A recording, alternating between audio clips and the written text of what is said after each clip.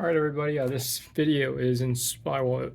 Well, it's inspired by one of the viewers on my channel, Keith7307, I believe.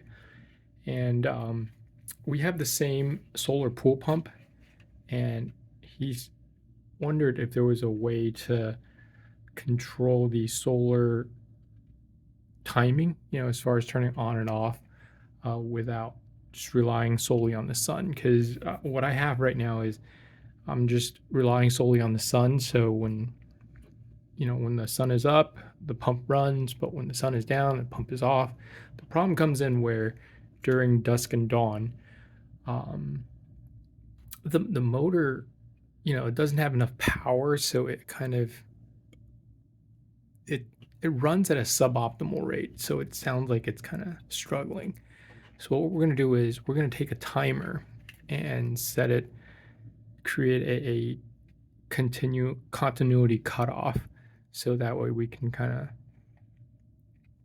get it to come on at like a control time. So for instance, here in Florida, the sun is usually at a pretty good brightness at around 9 o'clock. Well, in the winter, and of course, the season, as the seasons change, we can adjust the time. And at around 5:30, 6 o'clock, it starts to get kind of insufficient, the solar irradiance. So what we're going to do is I bought this Sino timer on Amazon, and this over here is the input. So the input, it can take power, alternate current AC power, between 85 volts to 266 volts. What is that, 265? And it accommodates both 50 and 60 hertz power rating. So, well, the frequency. So I imagine this will be universally usable in either the United States or in Europe, or in other countries where they use 220.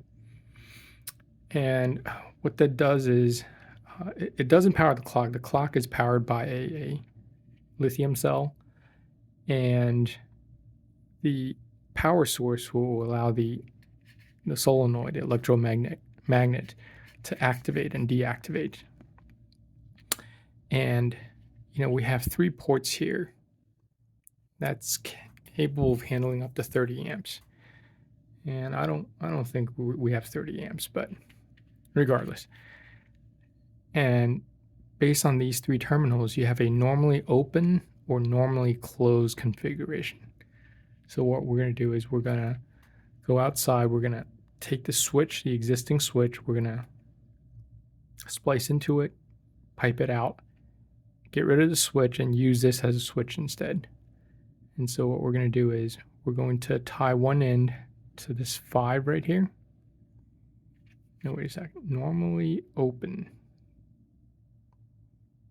Okay, so we're gonna bypass the 5. We're gonna keep it on 4, 3, and 4. All right, so we're gonna keep it on 3 and 4. And what that'll do is when the time hits, let's say for us, once it hits 9:30 every morning, we want it to turn on, and it'll be as though we went outside and flipped the switch. So just wanted to go over a little explanation before I wire it all in tomorrow, in which case I probably won't have time to explain all this. All right.